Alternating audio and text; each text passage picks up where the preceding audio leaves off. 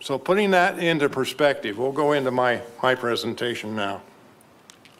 So in the past, we've been enlightened by all that we've heard today.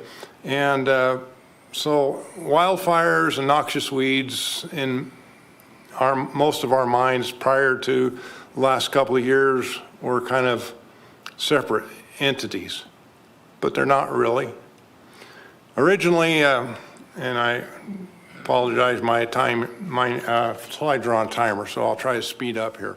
But invasive species, in the state of Colorado, that's a non-native plant or animal. And this is federal executive order wording from the Clinton administration and Obama administration.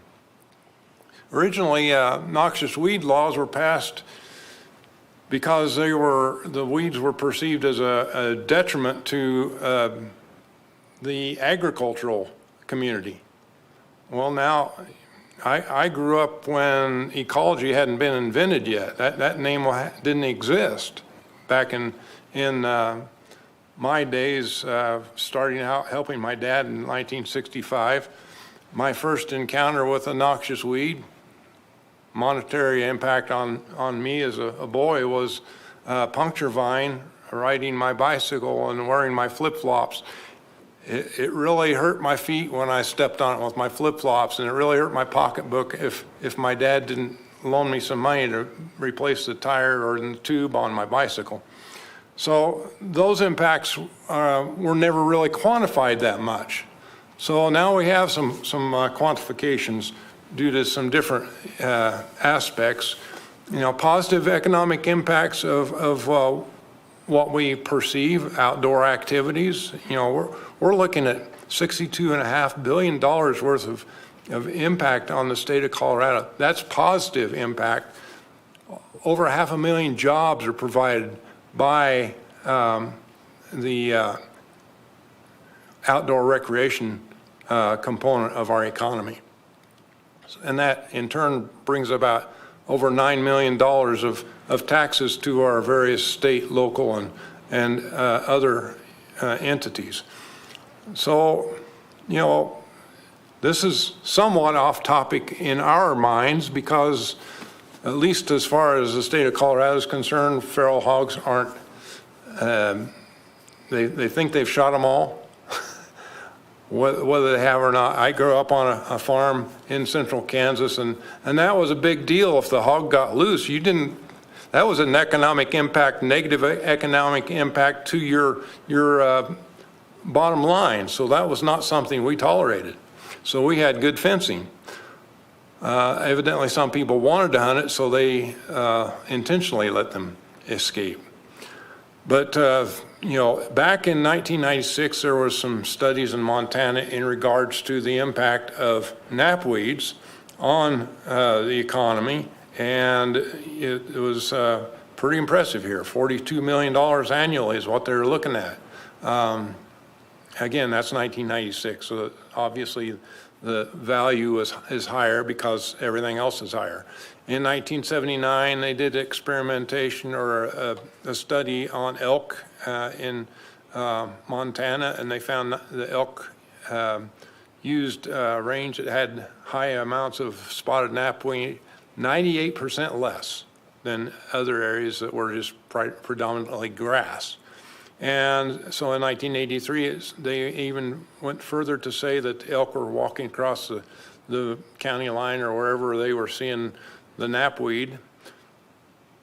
Most of the knapweed in Douglas County, probably 99% of it is diffuse knapweed. Now, some of it may have a purplish color to it. There are two color variants of it, but botanists have said even if we thought what we had in the past was spotted knapweed, if it pricks your finger when you grab the flower seed head, that's still diffuse knapweed.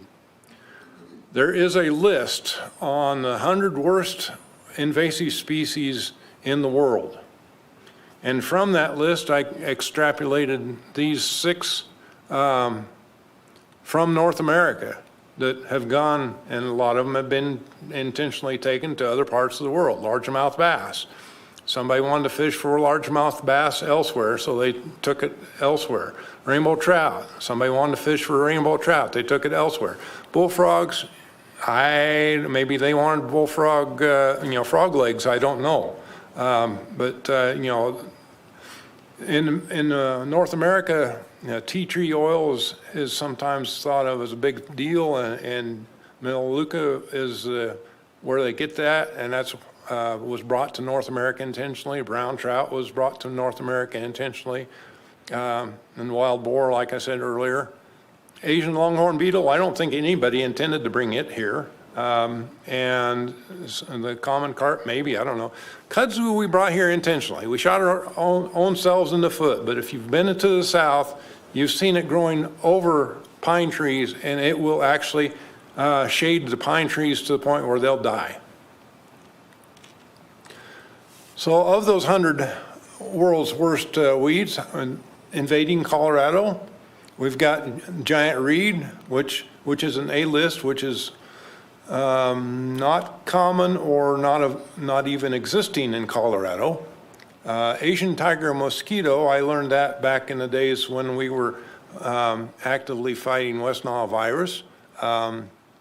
It has been found in Colorado, and not in any great quantities, but we want to keep it that way because that one is a day biter, and that throws your mosquito treatment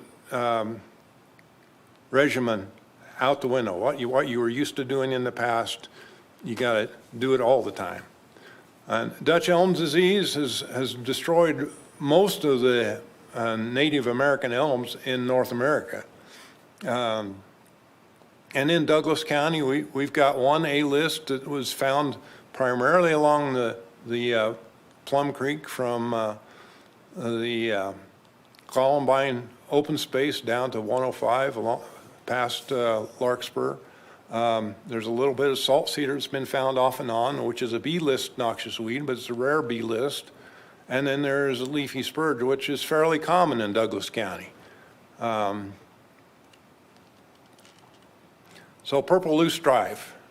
It possibly was brought here as a intentional food source for honeybees. I don't know for sure, but if you've been, my wife and I drove around New York State one vacation, and we saw this in all the wetlands, purple loosestrife everywhere.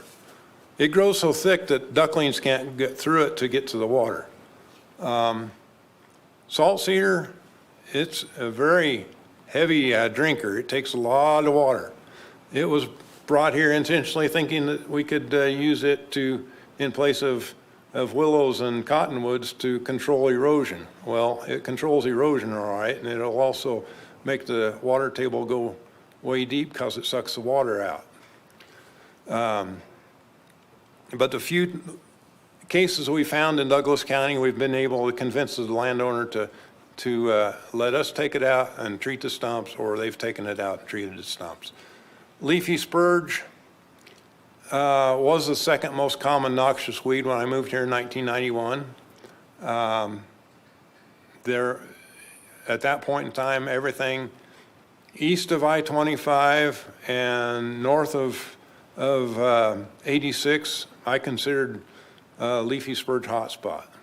I think it came inadvertently with oats that were being fed to dairies that were along Hilltop Road way back in the day. But we are our own worst enemy. We don't peruse our shipping as closely as we should, or in the case of bindweed coming to Kansas, I know they didn't follow through the regimen I did in 4-H for my weed exhibit for the county fair. I took tweezers, we went through 2 gallons of wheat, and I threw out all the bad kernels and all the weed seeds. Well, they were in a subsistence society back in the 1870s. They didn't do that.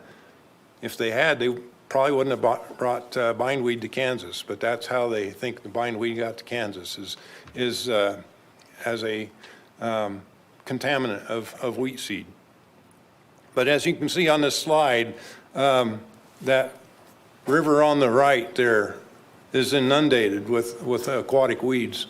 So how can we maximize prevention? Well, the cheapest weed to control is one that you don't have yet.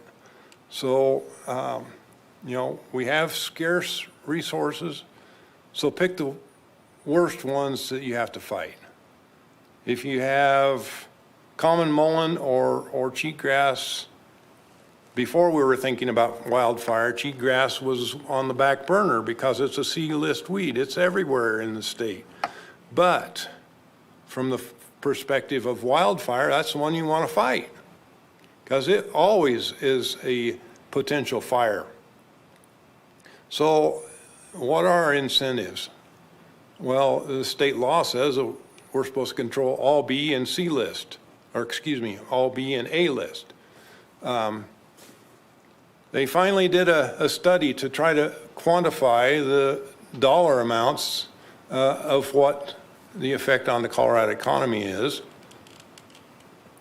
So all these people put together some funds to fund this research at Colorado State University and Colorado Parks and Wildlife and the Colorado Weed Management Association assisted.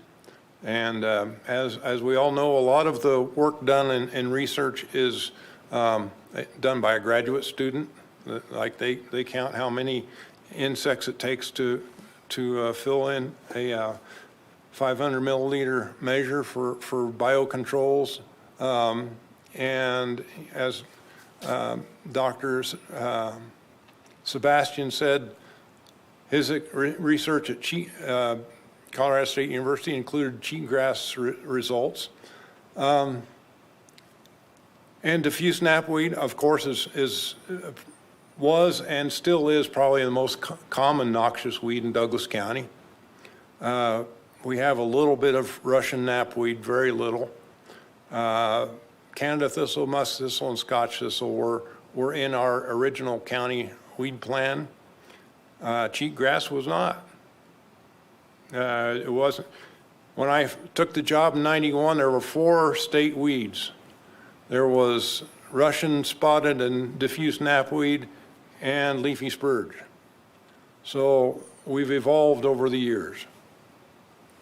So these 10 species were identified and studied, and they were using direct cost only research. They weren't saying, okay, well, because this rancher lost this value, he didn't buy his new Chevy or Ford pickup, so that dollar amount was lower because he didn't have the money to do that.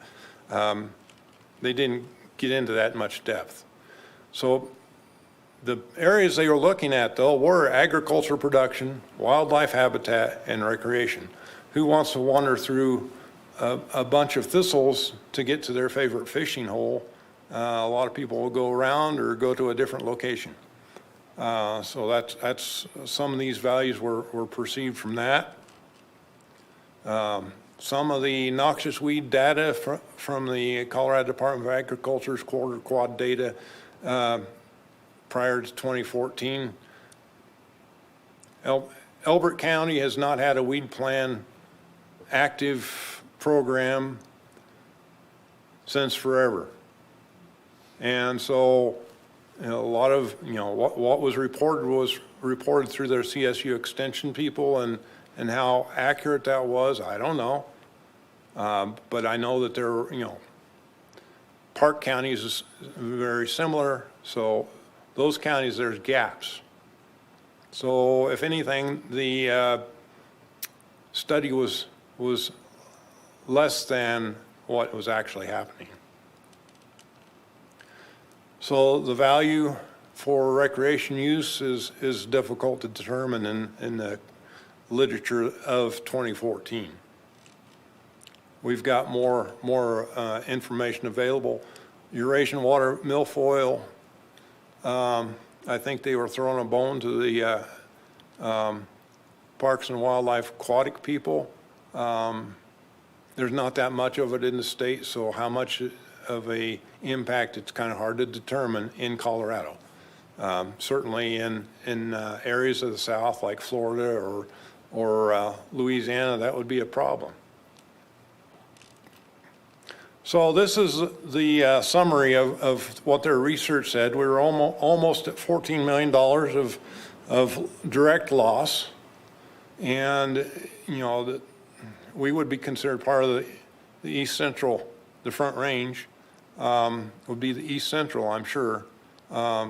Obviously, Northeast Wells County's got more agriculture, so that would add dollars to it, and probably that would include Rocky Mountain National Park. I'm not sure, but all it says mountains is separate there with Northwest. So again, almost $14 million loss. So there's been several studies since then. There are some ongoing studies that indicate that noxious weeds are a significant impact on the economy of the United States. 2012, it said $34.7 billion impact. And, just like the Colorado study, I don't know, it's probably understated. But there are more research publications there if you wanted to take the time to research them. So Colorado weed book, Noxious Weeds of Colorado, is available back there. For those that are watching online, we will arrange for you to get one. But currently there are 4 A-list noxious weeds in Douglas County, and they're scheduled for elimination or eradication wherever we can find them and treat them. And we work closely with landowners to accomplish that. There are 27 B-list noxious weeds that are to be eliminated or eradicated. 23 of those are found in Douglas County. And 10 of the B-list are common, so they're to be managed. The Hayman Fire area had 2 of our eradication area weeds. Orange hawkweed is an A-list weed. It was found prior to the Hayman Fire by the Colorado Division of Wildlife at the time, managing the property up. It was state land board property. Now it's a 4-mile wildlife area. And then oxeye daisy was found by the U.S. Forest Service along West Creek and Horse Creek, and also into the Platte River. But the rarer, and I use this tongue-in-cheek, myrtle spurge is rare. Well, it was sold by Martha Stewart at one time as an ornamental. It's very xeric, and it's, we had over 700 sites. We surveyed 2 different years, 2006 and 2008. We're trying to manage it wherever we can find it, but we were finding it in landscaping and just driving public rights of way. We couldn't see obviously what's on the other side of a 6-foot cedar fence, and so we don't know how much is actually in Douglas County. Orange hawkweed, we have got it down. This is the hardest part of managing a noxious weed infestation. When you get down to the point where you have just a little bit, how many dollars worth of effort is it worth? We have 160 acres of area, probably 300 acres of area that we have to traverse the creek. So it's not even that much, it's the acreage is, because it only grows in wet areas. So it grows along that creek, maybe 4 miles, 5 miles between White Camp Road and stump road along and finding all of it. It's only visible when it's in bloom. When we go up there, we treat it like, we see one plant here, we spray 10 feet all the way around it because we don't want to have to come back. And we're using, last year we used Duracor, and we'll continue to do that. But we didn't use that much. We had like, what, Curtis, two 2-gallon mixes in backpacks, and we didn't use the whole thing on either one, something like that.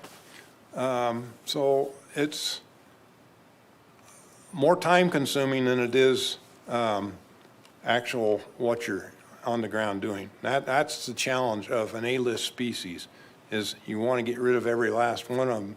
That means you have to walk through the new growth of aspen post Hayman fire, which it's grown quite a bit since 2003.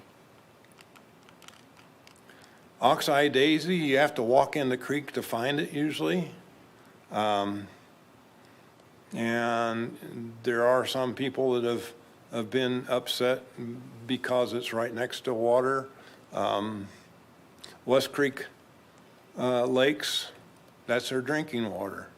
There's a little bit around their reservoir. So we renegotiated with them last year, and hopefully we'll get it treated this year. That's a challenge. You got to use something that's safe for drinking water. And here's moving back towards wildfires. 20% of the population lives in a potential wildfire red zone, or 25%. So we're all subject to a potential fire. I've looked at my home, and I've got two dwarf pine trees right next to the front step. I told my wife technically I should remove those. She wasn't happy with that idea. So I guess I should keep them watered very well.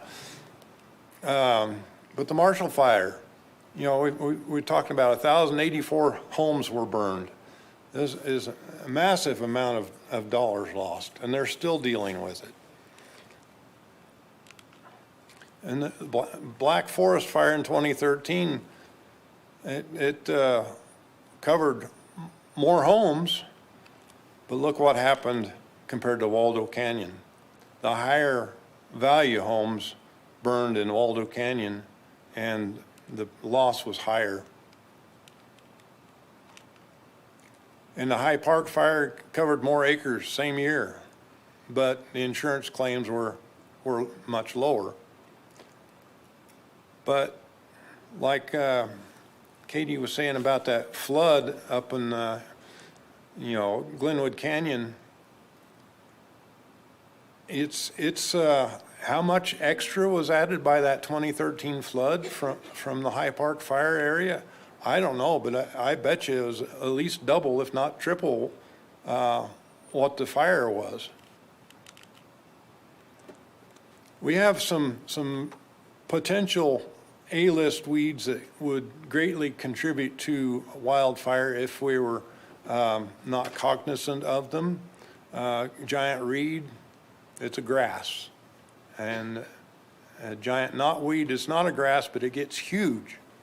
Medusa head, like Dr. Sebastian was saying, will outcompete cheatgrass. So we want to make sure that we don't trade one annual grass for another, and that's a potential there. So we see it. If you don't know what a particular grass is or a weed is, send us a digital picture. We will find out. We would rather have 100 pictures of, non-invasive plants for one that is, so that we can eliminate the problem before it becomes a problem. So here, you see that person standing underneath the knotweed. If that knotweed was in your front yard and it dried out, that would be a massive fire problem, and the giant reed, which is right above that, would also be a massive problem. So fortunately, those are A-list species.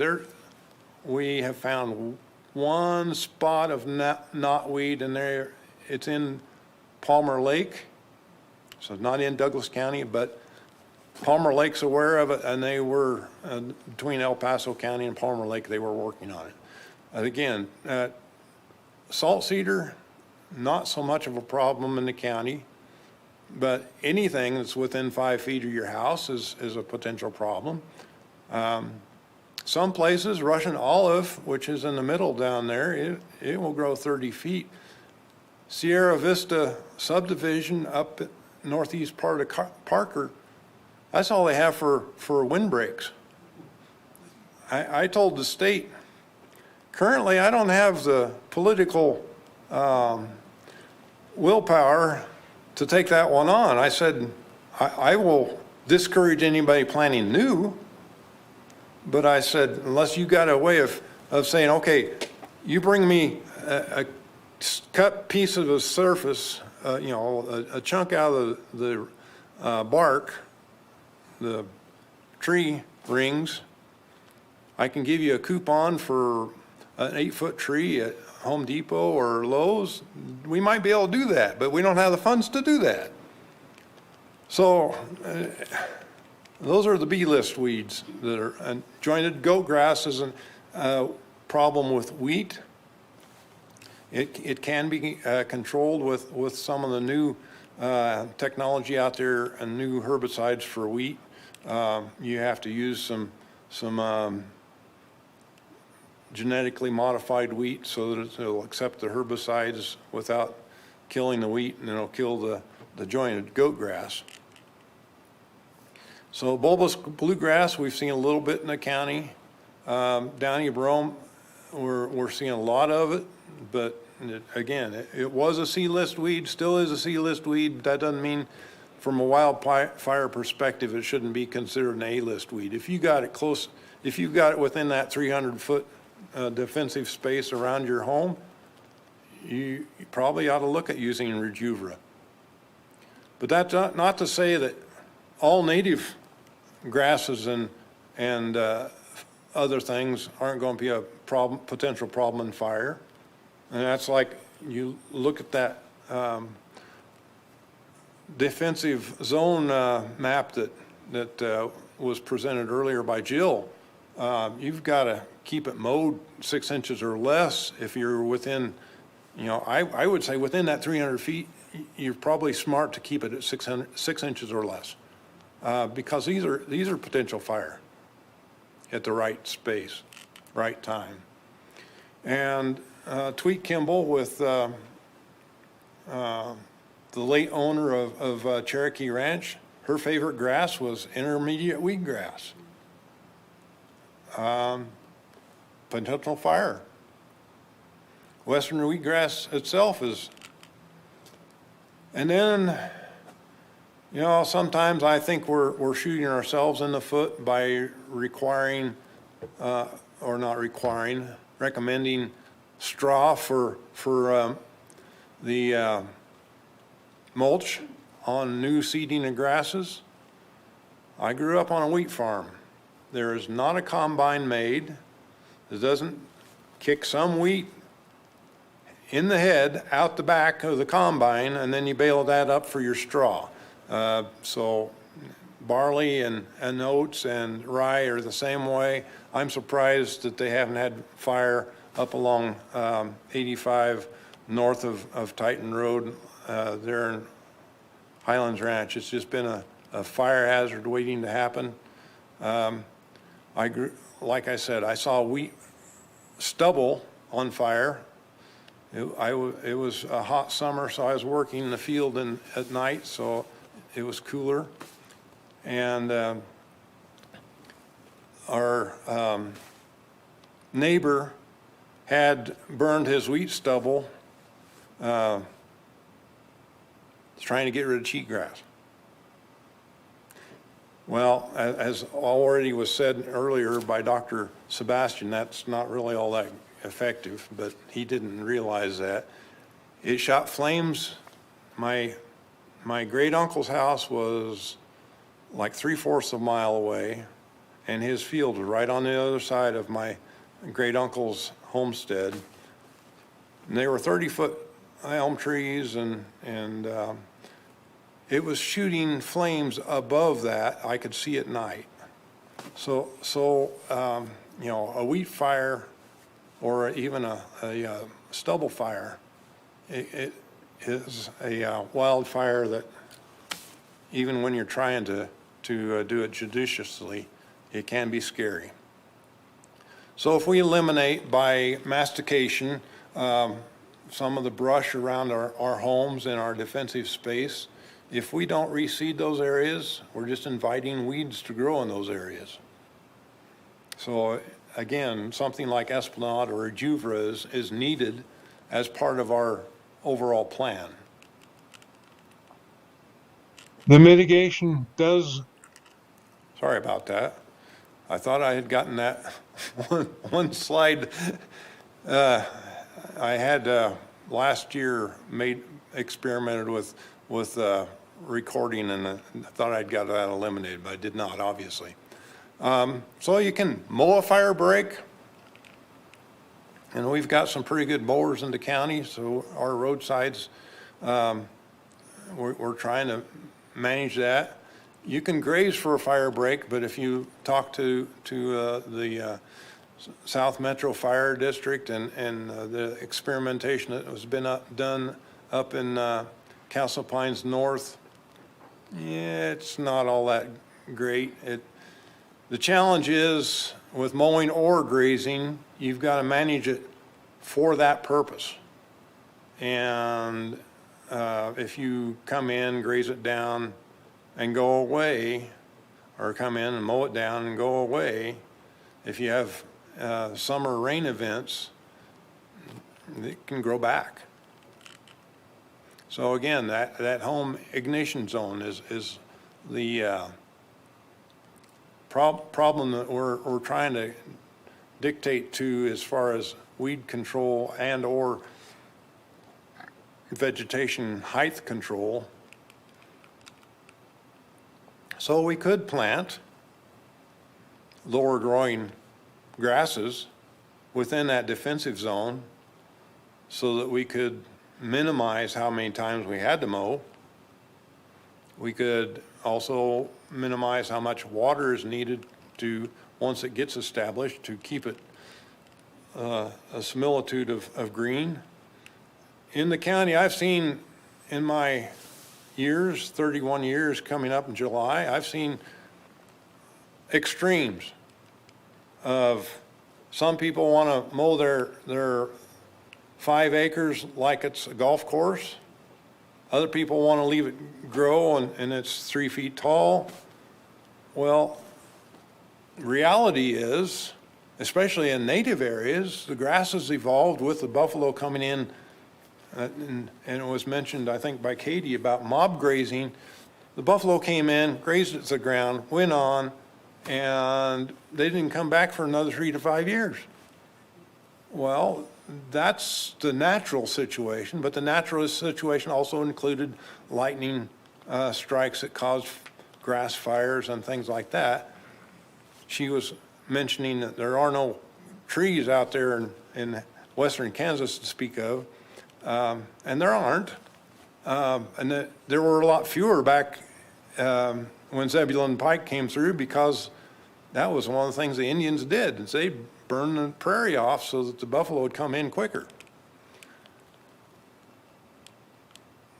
But fire is not always a friendly thing, obviously.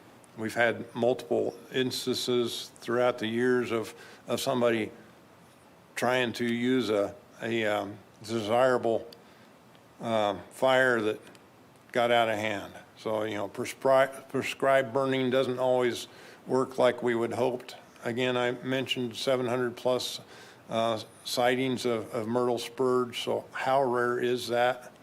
I was on the State Noxious Weed Advisory Committee for a couple of years, and I tried to downlist it to a B-list species because I thought there were other things that were of higher consequence, but I was voted down.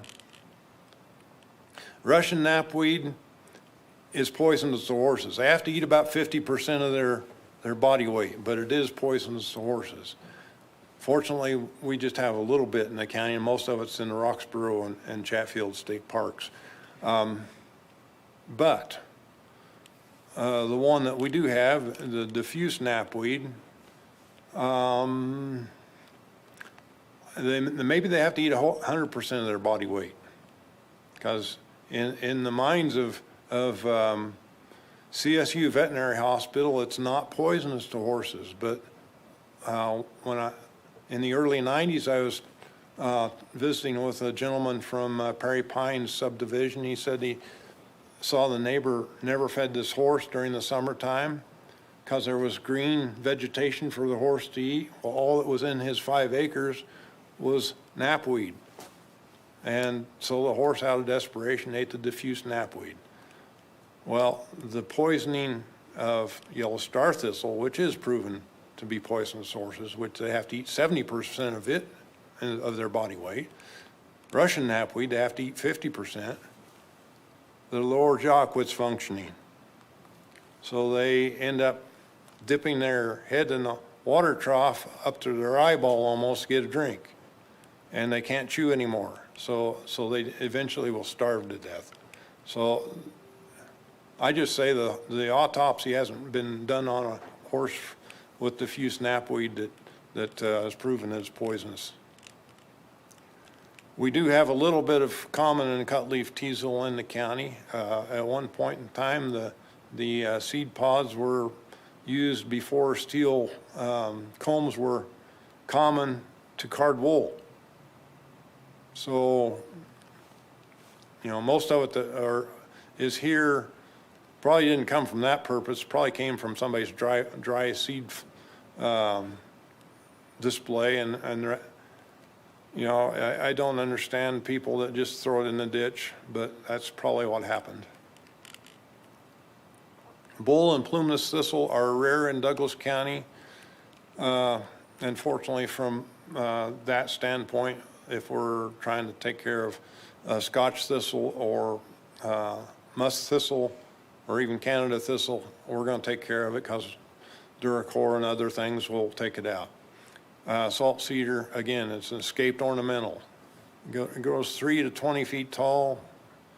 I think if I counted on my fingers and toes, we've probably maybe gotten 30 plants over the years that we've destroyed, but most of it has been uninformed landscape plantings. Now, hoary cress is sometimes called white top, is a increasing weed in the county, and part of the reason it's increasing is our traditional treatments for thistles and knapweed and leafy spurge won't touch it. Now, Duracor, like Katie said, has some effect on it, but that creeping root system there, you've got to add a sulfonylurea like Telar or Escort to really kick it. And it will probably take 2 or 3 years minimum to get rid of it. And like was mentioned earlier, hound stung. Every time we get a new open space property, we go wandering around through the back areas where there's a lot of oak brush or mountain mahogany. It seems like we find this because, the cattle or the elk or the deer walk through it and got it all over them, and so then they scratch against the tree or the brush and it falls off right there. I finally convinced the state that this should not be on our eradication list, because I said, I can eradicate everything I know of, But the problem is I don't know of it all. And Colorado privacy laws are such that I can't just wander around through people's property. We, tongue-in-cheek, used to do that in Kansas, but that wasn't always all that smart either. So you know, it was legal to do it in Kansas, but you were also, if the landowner was irritable, then that's probably not a good thing. So the cheapest weed to control is one you don't have yet. That's why we emphasize controlling rare weeds. So back in 1960, if the state of Kansas had known how much of an impact musk thistle was when it only covered 20 acres, they had the technology to control it then. They had 2,4-D. If they had just jumped on it and kept after it for 10 years, they probably would have eliminated it. But that's 20/20 hindsight, and most of us don't have that option. So we need to avoid any new infestations of new weeds like the plague. So diffuse knapweed is still the most common noxious weed in Douglas County. We are fighting it with biocontrols to help. Unfortunately, if you put biocontrols on your property, there's no guarantee that they aren't going to decide that Vince's property looks better than my property, and so they'll go over there and eat his and not do mine. So that just is counterproductive for you. Again, the research is indicating that something like Milestone or Duracor plus Esplanade or the pasture label of Rejuvra is going to be a great thing. You just have to realize that $38 extra per acre is something that you've got to decide, is it worth it or not to me? And especially where. You know, if you've got that money to be able to do that, go ahead. We would encourage it. But if money is a factor, maybe you want to just use Duracor for 3 years and then see how big of a spot you have left, and then use Esplanade with your Duracor or High Noon later. But this is what it looks like if you do use it together. So there's some great opportunities out there. It's just dialing down how many dollars you've got to spend. And yellow toadflax is by far the hardest to control weed in the county and probably in the state. I realized in 1996, I'll go forward here for a second. Leafy Spurge was the #2 noxious weed in Douglas County. There used to be a lot of it down on Greenland Road and Spring Valley. Our contractor went in early June, sprayed it with a quart of 2,4-D and a quart of Tordon, wiped out the Leafy Spurge. And then in August, I see this yellow flower like nothing had happened. I go, how could anything survive that much Tordon? And come to find out, it was yellow toadflax. And that was my first indication that this was a really tough weed. The challenge is you've got to treat it at the right time of the year, which is August or later, so even into October. So again, Leafy Spurge, we've had some success with biocontrols, especially up along the Platte River. When I moved here, you couldn't drive more than maybe 300 yards without seeing it. And now you probably have to drive a mile or more before you see it. So it is, the biocontrols have really worked up there. This is over northeast of Parker on Oxen Road. The lower right was a picture taken in 1991. It wasn't the exact same spot, but it's same house. And I'm not saying that they haven't sprayed some, but I know the biocontrols released there because I released it. And so it's made a dramatic difference. Does that mean that we eliminate it? No. Over on Bayou Gulch open space, let's see, we had a release in 99.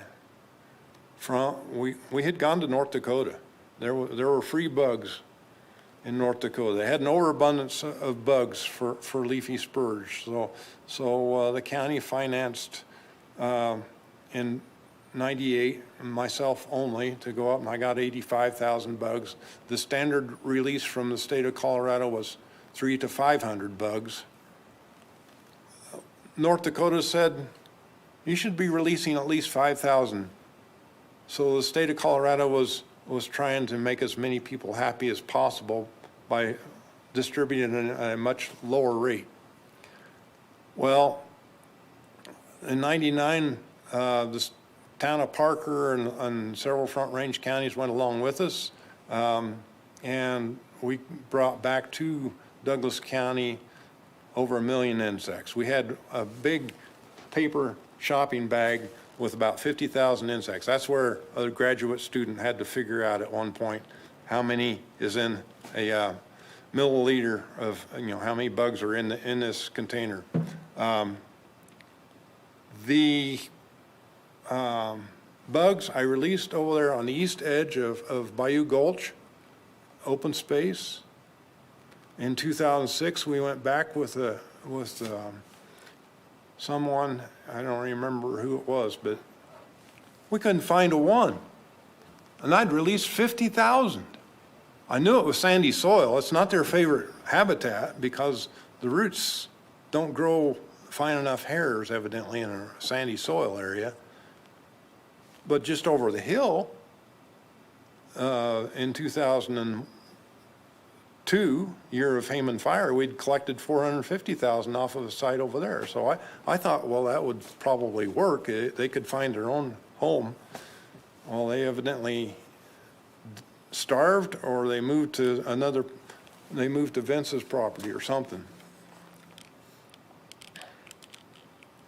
So they're grazing, biocontrol, they're not perfect.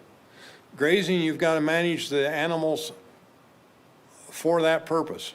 You're no longer managing your animals for rate of gain, which is what the traditional livestock owner is doing, because they want to make money off of selling the animals.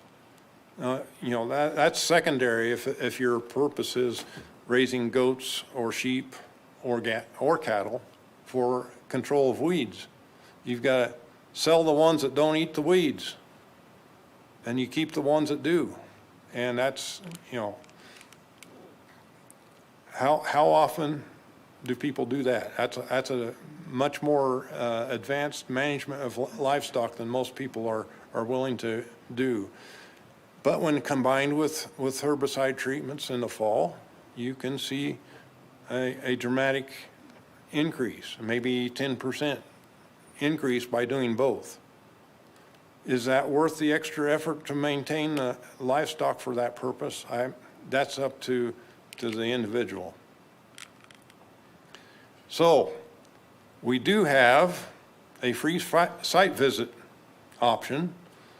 We want everybody to control the weeds on their property, and especially the people that have 5 and 35 acres. We want you to be able to know what weeds you have and what is the best way to control them. So we provide a free service. We also calibrate sprayers for free. We're talking about 7 ounces a milestone per acre. Well, that's 7 ounces over 43,560 square feet. Getting that on there correctly is a paramount issue, because if you don't have it mixed up, it may kill a spot the size of this podium and not anywhere else. Or if you get it too weak, you're just making the weeds mad. They come back thicker, and if you keep doing that long enough, they'll be resistant to that herbicide. So we want to prevent that from happening. So my presentation was adapted in part from a presentation at Colorado Weed Management Association by Elizabeth Brown, the former invasive species, aquatic invasive species person, and so she gave me the idea to do that, and then I combined the fire and everything else to it. So be happy to answer any questions that you might have.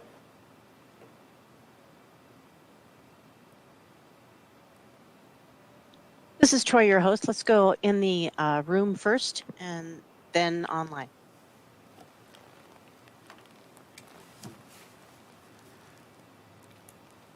I baffled you. You can only absorb so much while your seat can't take any more. Hi, Troy. This is Vince from the room. It looks like we have no questions in the room. Okay, I'm going to go ahead and unmute Janice. Where'd she go? Hang on just a moment. Oh, I had one online from Janice, and it looks like she disappeared. So hopefully she'll come back. Do you have a couple of questions here? Aside from bringing in an expert, do you have any recommendations for tools we can use at home to be able to identify all the different kinds of noxious weeds in our area? There are some software apps that would help you take a picture and identify it. They're not 100% accurate, but they will help. And, you know, just emailing pictures in to us at pwoperations@douglas.co.us will allow us to review them, and certainly it speeds up the use of our time and our diesel. Okay. It seems like you've given us so much information, and there are a lot of weeds that we need to get rid of in Douglas County. Where should we start? Is there one that should be targeted first? Which one do we hit first? The one you have the least amount of. But, you know, there's no right or wrong way, except, you know, if I have 100 acres and I have, you know, 50 acres have some diffuse knapweed in it, and I have 1 acre that's got hound stung in it, the hound stung is the more important one. So it obviously varies from parcel to parcel. If you know, cheatgrass is a problem wherever it's a major problem, but as far as fire is concerned, if it's within your defensive zone of your house, that's a real problem. I would attack it very, very vigorously. But if it's out in the pasture a long ways from any buildings, then maybe you, depending on how much of an acreage you have, you just contain it there until you get to the point where you can get to it. We have found milestone in the fall, 7 ounces per acre, reduces the amount of the cheatgrass survival rate, but you have to use it every fall. So that's another thing about, is Rejuvra worth it or not? At $38 is once every 4 years that you need to apply it. So maybe you do it now, and then, so you factor in, well, 3 years from now, I can wait until 4 years and maybe have to go retreat. Okay. Yes. I've got a question in the room, but I'll go ahead and Troy Excellent. first. No, go ahead in the room. Please go in the room first. So do you only spray those certain areas that you have the poison weeds in? Or do you have to spray the whole field? We try to grid off an area. For example, if I have 10 acres and I have 1 acre that's got bad weeds on it, I don't have to spray the other 9 acres. And you know, if it's scattered throughout, yeah, it would make sense to spray the whole area. But if it's just in one local area, just treat where, you know, maybe give yourself a buffer beyond it. So for example, Leafy Spurge, the roots extend maybe 3 feet beyond where the parent plant is. If you spray 10 feet just to give yourself a buffer, That's probably a good idea. All righty, thank you.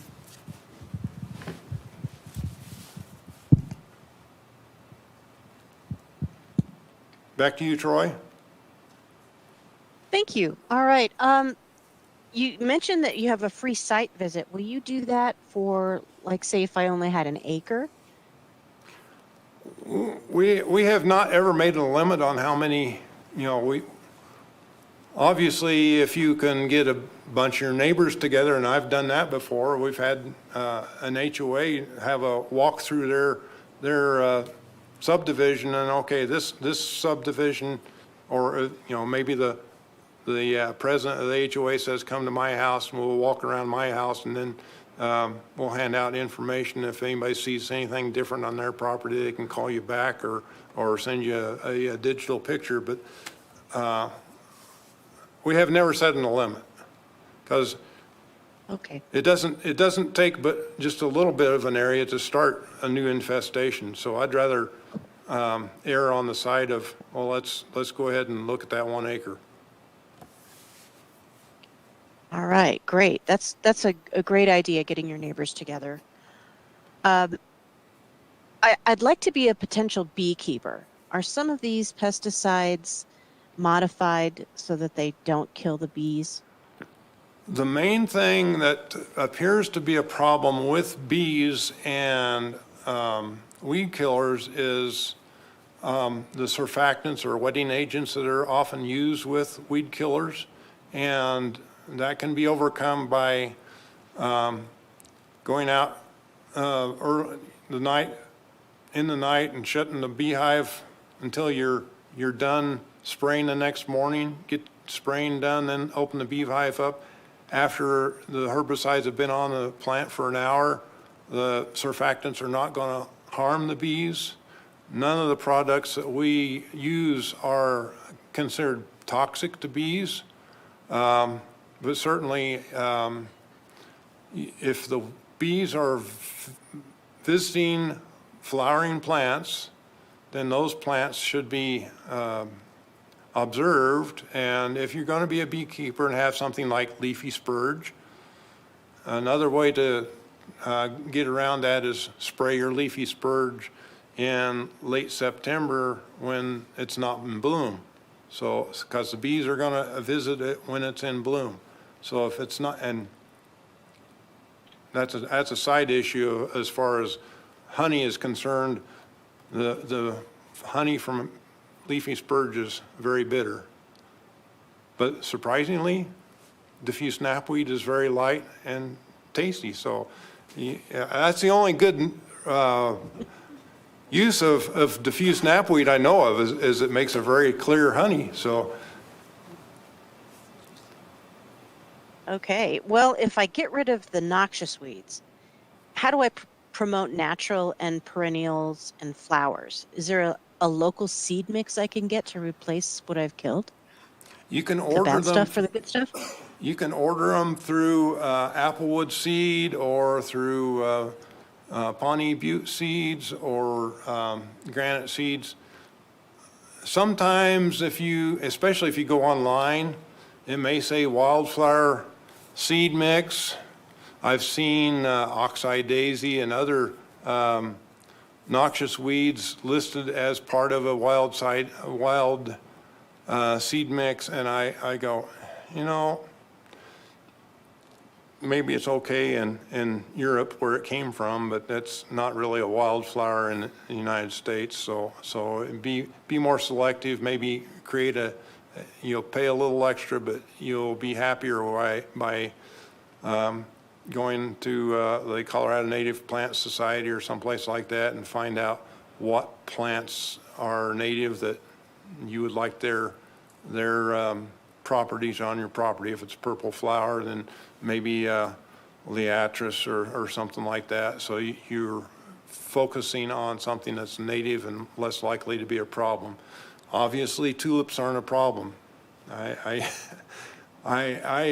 Some non-native plants are not a problem, but some of them are, and that's what's provided me for a way of getting food on the table for 40 years.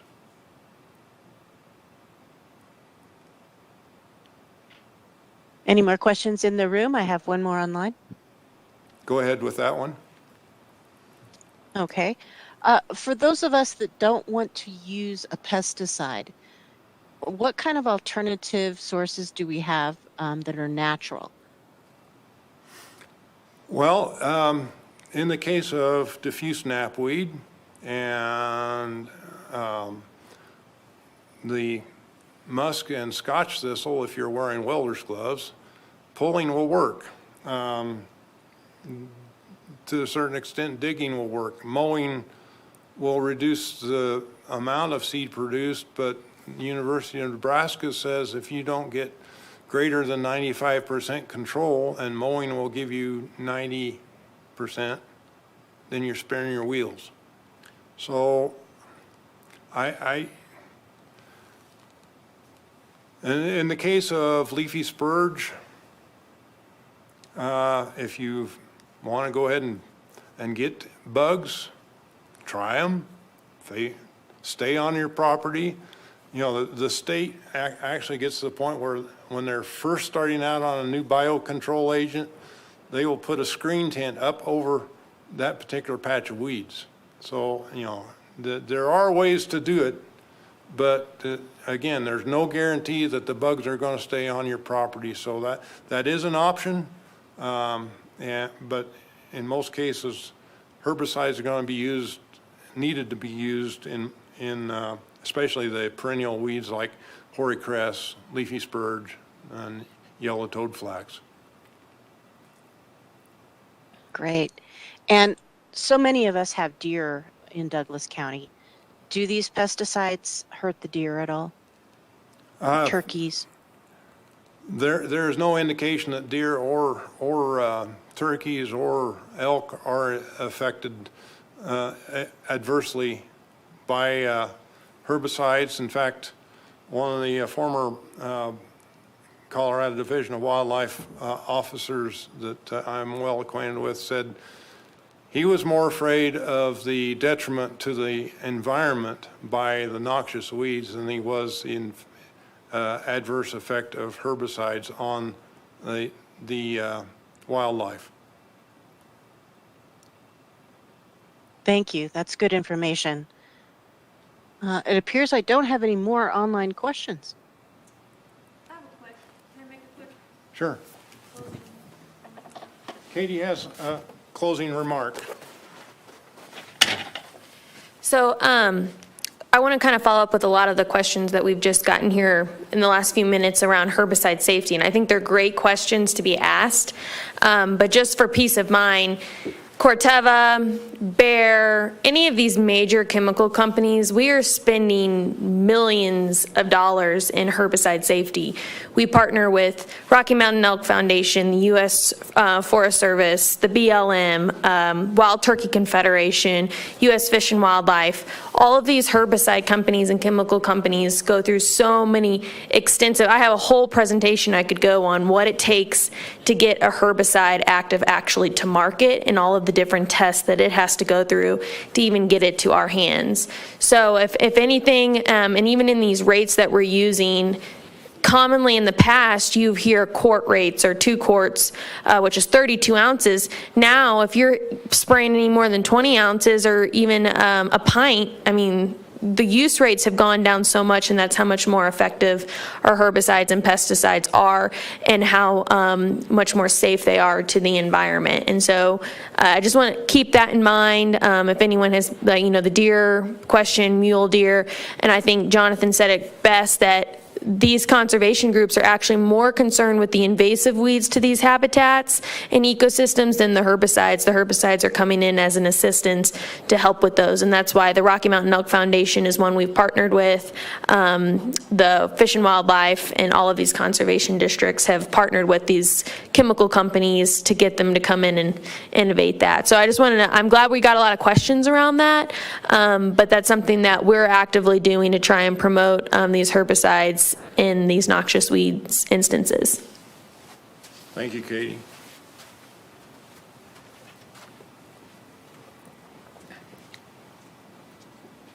So if there are no further questions, I guess we're adjourned until the next time. Thank you for coming.